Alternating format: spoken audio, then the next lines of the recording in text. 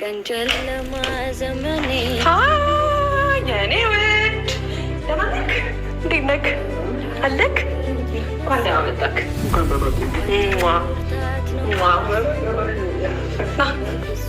ሰላም ጤና ይስጥልን ውድ ቻናል ተከታዮች፣ ዛሬ እጅግ አጓጊና ብዙዎችን እያነጋገረ ስላለው የሄርሜላ ግሬስና የአብርሽ ጉዳይ ይዘንላችሁ ቀርበናል። አብርሽ ከቤት መውጣቱን ተከትሎ ሄርሜላ ያልጠበቀችው ውሳኔ ወስዳለች። ብቻህን አትሆንም ና አብረን እንኖር ስትል ጥያቄ አቅርባለች። አብርሽ ምን አለ? ምን መለሰ? ቤት ውስጥስ ምን ተፈጠረ? የሚለውን አብረን እናያለን። ሄርሜላ ግሬስ አብርሻውን ያለበትን ሁኔታ በመረዳት ትልቅ ዝግጅት አድርጋ ነበረ። አብርሽ ለረጅም ጊዜና ከሚኖርበት ቤት በመውጣቱና ልብሱን ይዞ መውጣቱን የሰማችው ሄርሜላ ቤት በሆቴል እንዲንከራተት አልፈለገችም። ያው ያልፈለገችበትን ምክንያት ሁላችንም የምናውቀው ነው። ለዚህም በቤቷ ውስጥ ልዩ የምሳ ግብዣ አዘጋጅታ አብርሽ ለመጀመሪያ ጊዜ ቤቷ እንዲመጣ ጋብዛዋለች። ሄርሜላ በቪዲዮ ላይ እንደታየችው ያው አብርሽን ለብቻው ሆቴል ውስጥ ሆኖ እንዲከፋውና የቤት ናፍቆት እንዳይሰማው ከፍተኛ ጥረት ስታደርግ አይተናልም። ብዙዎቻችን ያየነው ነገር ነው ቪዲዮ ላይ። ወደ ዋናው ጉዳይ የተነሳው ደግሞ ዋናው ጉዳይ ያው ከምሳ በኋላ ነበረ። ሄርሜላ በግልጽ እንዳለችው ቤቴ 2 ክፍል አለውና አንዱን ክፍል እሰጥሃለሁ፣ ልብስህንም እዚያ አድርግና ስራህን በሰላም መስራት ትችላለህ፣ አብረን እንኖር የሚል ጥያቄን ያቀረበችው። የአብርሃም ምላሽ ደግሞ በጣም ደስ የሚልና ትክክለኛ የሆነ ምላሽ፣ ከጤነኛ ሰው የሚጠበቅ ምላሽ ነው የመለሰው።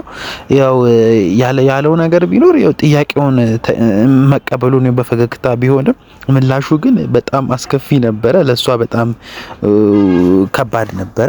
አይሆንም የሚል ነበረ ምላሹ። አብርሽ ለምን እምቢ አለ የሚለውን ስንመለከት አብርሽ ካለው ነገር አንፃር አሁን ባለው ሰዓት ላይ ለብቻዬ ሆኜ ነገሮችን ማሰብ ፈልጋለሁ፣ ማጤን ፈልጋለሁ ብሎ ነው የነገራት እና ከራሱ ጋርም ለመመካከር ለማረፍ ሆቴል መቆየትን መርጧል። ያው ጥሩ ነው።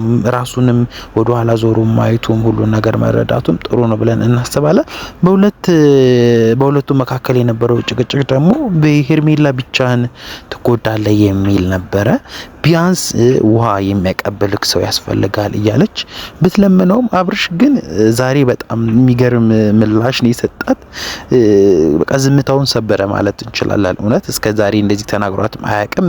ጥያቄዋንም እንደዚህ አፍርሶ አያውቅም። ግን አሪፍ መልስ ነው የሰጣት። ደስ ይላል። አልፈልግም የሚል ነበረ። የመጨረሻው ላይ ማንም እንዲያቀበለኝም አልፈልግም፣ ብቻዬን ብቆይ ይሻለኛል የሚለው ነው የመረጠው።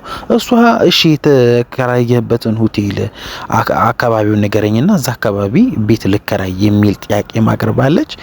ያው ሄርሜላ የምታደርጋቸው ነገሮች በአጠቃላይ በጣም የሚገርምና ግራ የሚያጋባ ነገር ቢሆንም እስካሁን ድረስ ያው አለመሸነፍ ነው እሷ ያደረገች ያለችው። ግን ይሄ ምንም ነገር ብታደርግ እሷ ወደ ኋላ እሱን ያው ወደ ኑሯቸው ይመለሳሉ፣ ወደ በፊት ፍቅር ከኔ ይዘዋል ብላ አሰባ ሊሆን ይችላል። እሱ ፍቅርም ላይ ይዘው ይችላል። የሚያደርጋቸው ነገሮችም እያስተዋለ ያደርጋል ብዬ ነው እኔ የማምነው።